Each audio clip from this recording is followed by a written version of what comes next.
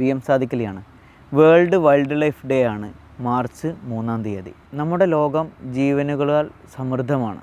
അതുപോലെ തന്നെ ജൈവ വൈവിധ്യത്താൽ സമ്പന്നവുമാണ്. 1973 വേൾഡ് വൈൽഡ് ലൈഫ് ഡേ ആചരിക്കുന്നത്. വന്യജീവികളുടെ സംരക്ഷണം, സസ്യങ്ങളുടെ സംരക്ഷണം എന്നുള്ള ഉദ്ദേശത്തിലും ലക്ഷ്യത്തിലുമാണ് ഓരോ വർഷവും മാർച്ച് 3-ാം തീയതി വേൾഡ് വൈൽഡ് ലൈഫ് ഡേ ആചരിക്കുന്നത്. 2025 വിഷയം പ്രകൃതിയെയും മനുഷ്യരെയും ഒരുപോലെ സംരക്ഷണ പ്രവർത്തനങ്ങൾക്ക് ധനസഹായം ഉറപ്പാക്കുക എന്നുള്ളതാണ്. പല സമയത്തും ഫണ്ടിൻ്റെ അപാകതയാണ് നമ്മുടെ പരിസ്ഥിതി പ്രവർത്തനങ്ങൾ കൃത്യമായിട്ട് നടക്കാത്തത് എന്നുള്ളതാണ്. അത് മുഖാന്തരം നമുക്ക് ഭക്ഷ്യ സുരക്ഷയിൽ പ്രത്യേകമായിട്ടുള്ള വ്യത്യാസങ്ങൾ കണ്ടുവരുന്നുണ്ട്, കാലാവസ്ഥയിൽ വ്യത്യാസങ്ങൾ വരുന്നുണ്ട്, നമ്മുടെ ആരോഗ്യ വിഷയങ്ങളിൽ വ്യത്യാസങ്ങൾ വരുന്നുണ്ട്. ഇതെല്ലാം ഡിപ്പെൻഡ് ചെയ്യുന്നത് ജൈവ വൈവിധ്യത്തെ തന്നെയാണ്.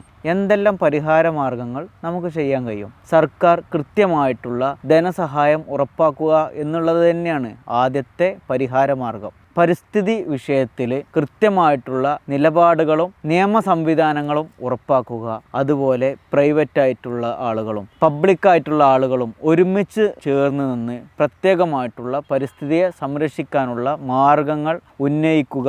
അതുപോലെ ഇക്കോ ടൂറിസം സാധ്യതകൾ കൃത്യമായിട്ട് ഉപയോഗിക്കുക എന്നുള്ളതാണ്. ഞങ്ങൾ തന്നെ തീർത്ത ധാരാളം ഉദാഹരണങ്ങളിൽ ഒരു ഉദാഹരണം നിങ്ങളോട് പറയാം. നാട് കാണിച്ചുരത്തിൽ പ്ലാസ്റ്റിക് ചെക്ക് പോസ്റ്റ് സംവിധാനം നിലവിൽ വന്നിരുന്നു. അത് നിന്നു പോകാനുള്ള പ്രധാനപ്പെട്ട കാരണം എന്ന് പറയുന്നത് ഫണ്ടിൻ്റെ അപാകതയാണ്. ഒരു ഗ്രീൻ പാസ് എന്നുള്ള നിലക്ക് ഓരോ വാഹനങ്ങളിൽ നിന്നും ഒരു നിശ്ചിത തുക ഈടാക്കിയിട്ട് അതിലൂടെ യാത്ര ചെയ്യുന്ന ആളുകളെ വാഹനങ്ങൾ ചെക്ക് ചെയ്യാനുള്ള സംവിധാനങ്ങളൊക്കെ ഉറപ്പാക്കായിരുന്നു. അത് മുഖാന്തരം അവിടെ ജോലി ചെയ്യുന്ന ഓരോ ആളുകൾക്കും അതിൻ്റെ പ്രതിഫലം കൊടുക്കാനും കൃത്യമായിട്ട് ഇത് നിരീക്ഷിക്കാനും സാധിക്കുമായിരുന്നു. നീലഗിരി പ്ലാസ്റ്റിക് ചെക്ക് പോസ്റ്റിൽ ഇത്തരം കാര്യങ്ങൾ അവർ ചെയ്യുന്നുണ്ട്.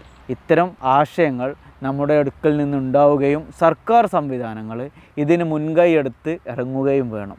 ഇതുപോലെ കാട്ടിൽ വെള്ളം നിലനിർത്താൻ ബ്രഷ് വുഡ് സംവിധാനങ്ങൾ ചെയ്യുക, കാട്ടിലെ അധിനിവേശ സസ്യങ്ങളെ റിമൂവ് ചെയ്യുന്ന പ്രൊജക്റ്റുകൾ ആസൂത്രണം ചെയ്യുക, അവിടെ കൃത്യമായിട്ട് ഫ്രൂട്ട്സിൻ്റെ പ്ലാന്റുകളും തനതായിട്ടുള്ള സസ്യങ്ങൾ വെച്ച് പിടിപ്പിക്കാനുള്ള സംവിധാനങ്ങൾ ഉറപ്പാക്കുക എന്നുള്ളതൊക്കെ ചെയ്യേണ്ടതാണ്. ഇത്തരം കാര്യങ്ങൾക്ക് സർക്കാർ ഫണ്ട് കൊടുക്കുക, അല്ലെങ്കിൽ പ്രൈവറ്റ് പബ്ലിക്കായിട്ടുള്ള ആളുകൾ NGOകൾ ചേർന്നിട്ട് ഫണ്ടുകൾ രൂപീകരിക്കുക, CSR ഫണ്ടുകൾ ഉപയോഗിച്ച് ഇത്തരം കാര്യങ്ങൾക്ക് ഉപയോഗപ്പെടുത്തുക എന്നുള്ളതാണ്. ഇത്തരം സംവിധാനങ്ങൾ ചെയ്യുന്നതിലൂടെ വനത്തിനെയും പരിസ്ഥിതിയെയും മനുഷ്യരെയും ഒരുമിച്ച് സംരക്ഷിപ്പിക്കാൻ നമുക്ക് സാധിക്കും. എല്ലാവർക്കും ഹൃദയം നിറഞ്ഞ വേൾഡ് വൈൽഡ് ലൈഫ് ഡേ ആശംസകൾ.